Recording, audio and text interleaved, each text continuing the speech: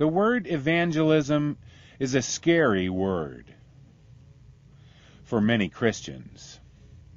It reminds them about Jehovah's Witness people and Mormon people that come knocking on your door and try to convince you to come to their church because they are the only true church. But the truth is that Christian evangelism is communicating the surprising and beautiful fact that God truly loves us, and that He showed it by winning the victory over sin and death through the death and resurrection of His Son. And God really wants us to share that message with all people. The same way that I am called by God to be a Christian caregiver, also God calls me to evangelize. True Christian evangelism is caring. The two go hand in hand. The greatest gift that you can share with other people is the love and life of Jesus Christ. When you witness about the things that Jesus did for you and for all people, you are showing that you truly care for them. By showing interest in their present and future, love must always be the reason for witnessing.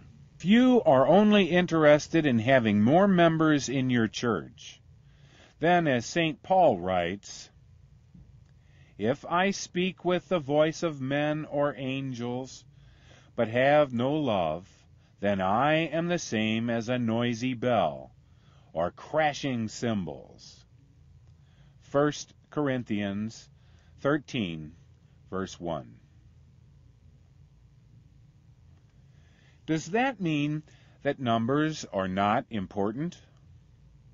No. Growing church membership shows your evangelism is successful. But your starting place is a message to and with a person that needs to be loved. Evangelism is always a two-way street. If you clearly care for a person, then you will want to listen to that person. You will want to find out what that person is thinking or feeling, believing and experiencing. That is the reason Jesus proclaimed the good news differently to Nicodemus in John 3 than He did to the Samaritan woman in John 4.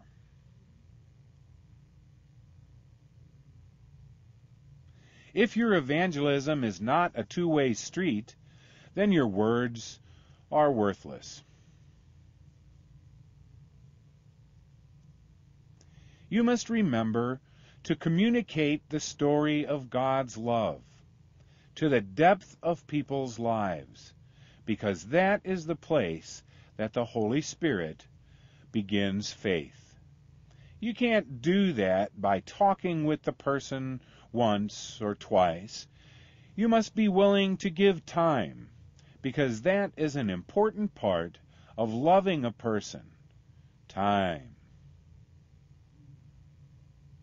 God spoke to the prophet Ezekiel and said, "Son of man, I made you a watchman for the house of Israel. Anytime you hear a word from my mouth, you will give a warning from me.